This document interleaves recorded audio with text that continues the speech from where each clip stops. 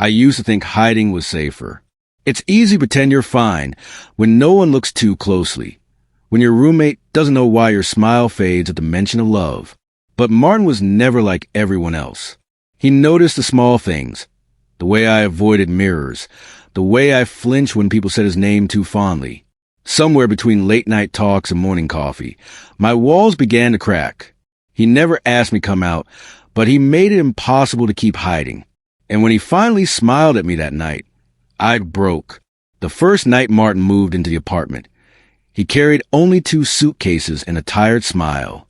He was older, quieter, and had that calm way of existing that made the air feel steadier somehow.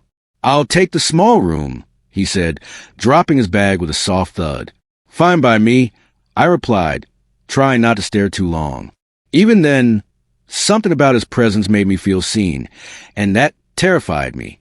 Weeks passed before we really spoke. He'd cook late, always leaving an extra plate on the counter. "In case you're hungry," he'd say, not waiting for a thank you. He listened more than he talked, the kind of person who made silence comfortable instead of awkward. One night, while the city hummed outside our window, he found me sitting in the dark living room. "You okay?" he asked. "Just thinking," I murmured. "Dangerous habit," he smiled. "Want to talk about it?" I didn't, but I did. For the first time, I wanted to. I told him about my family, about how silence was easier than truth, how pretending to be someone else felt like breathing sometimes. He didn't interrupt, didn't pity. He just listened. When I stopped talking, he said quietly, "You don't know the world explanations for who you are." It was such a simple thing, but it stayed with me for days. From then on, our lives fell into quiet rhythm. Mornings meant shared coffee. Evenings meant background music and soft laughter. He was becoming home without ever asking permission. One rainy night, we lost power. The city outside was all shadows and whispers. Martin lit a candle on the table, warm light flickering across his face. "Feels peaceful like this," he said, sitting across from me. "Yeah," I whispered. "Peaceful." He studied me for a moment. "You always look like you're holding your breath." I froze. Then he smiled softly. "You don't have to. Not here." And somehow I didn't. For the first time in years, I let my shoulders drop. We started sharing more, playlists, meals, quiet mornings by the window. He'd tease me for being too serious. I'd mock his terrible taste in coffee. It wasn't love yet, not really. But it was something steady, something I could almost believe in. One night, I found him asleep on the couch, a book open on his chest, the faintest smile on his face. The candlelight made him look unreal. I sat nearby, just watching. And in that stillness, I realized hiding wasn't keeping me safe. It was keeping me lonely. A week later, he asked me if I was seeing anyone. I panicked. "No," I said too quickly. "Not my thing." He looked at me quietly, then nodded. "All right, just make sure that answer's yours, not someone else's." He said it so gently that it hurt. After that, every look, every word carried new meaning. Not pressure, just patience. He was waiting for me to find myself, not forcing it, just waiting. That's how Martin was. He never asked me to open up. He just made it safe to. And somewhere between the quiet breakfasts and the unspoken confessions, I realized he knew. He'd always known. And still he stayed. The night everything changed wasn't special. At least, not at first. It was late. The apartment smelled like rain, and Martin was reading on the couch again, hair still damp from his shower. I sat across from him, pretending to scroll through my phone. He looked up suddenly. "You've been staring at the same screen for 10 minutes, he said with that knowing smile. I laughed weakly. Maybe I like pretending I'm busy. He tilted his head. Or maybe you're hiding again. And just like that, I couldn't breathe. I wanted to deflect, but his voice softened. "You don't have to run from me," he said. Something inside me cracked. "It's not that simple," I whispered.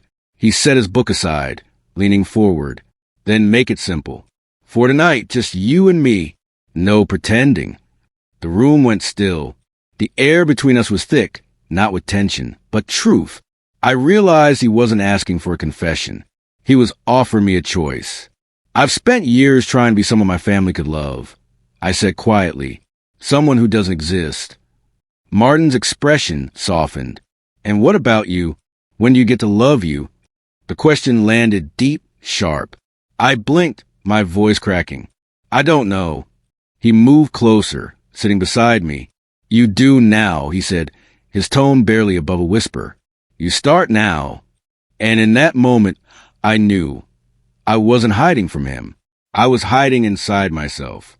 I don't know who moved first. Maybe it was him, maybe it was me, but when his hand brushed mine, it wasn't electric or cinematic. It was quiet, steady, human, the kind of touch that says, you're safe here. I didn't pull away this time. Instead, I let my fingers rest against his. And somehow, that small touch said everything words couldn't. After that night, things didn't change all at once. We still made coffee in silence, still teased each other about music. But something had shifted, like sunlight creeping into a dark room. One morning, while we were eating breakfast, he said, you know, I like who you are when you stop trying so hard. I smiled faintly. You mean awkward and terrified? He chuckled. No, I mean real. And for the first time, I didn't flinch at being seen. Weeks passed. My world didn't crumble the way I feared it would. I didn't lose him. In fact, I found something new. One night, I told him everything. The years of pretending, the fear, the guilt, the ache of silence. He listened quietly, then said, you don't owe anyone your shame. You just owe yourself your truth. And that night, I realized love doesn't demand you change. It helps you come home to who you've always been. When I finally came out to my family, Martin was there. He didn't speak, didn't interfere, just stood behind me, his presence steady as a heartbeat. Their silence hurt, but his quiet faith steadied me. Later, when we came home, I cried into his shoulder. He held me, murmuring, you did it. You're free now. I whispered, I'm scared. He smiled softly. Freedom's supposed to be scary. But his arms around me made it feel less like fear and more like flight. Now, months later, I can finally breathe. We still live in that same apartment, still drink coffee too late, and talk about dreams too big. But every time I see him, brushing his hair back, laughing at something stupid, I said, I remember the boy who once hid, and the man who taught him how to be seen. I didn't come out because of Martin. I came out because love finally felt like mine to keep. Sometimes love doesn't arrive loud or certain. Sometimes it finds you in quiet apartments, through shared silence, gentle patience, and soft light. Martin didn't fix me. He simply held space until I could see myself clearly. And in that clarity, I found freedom.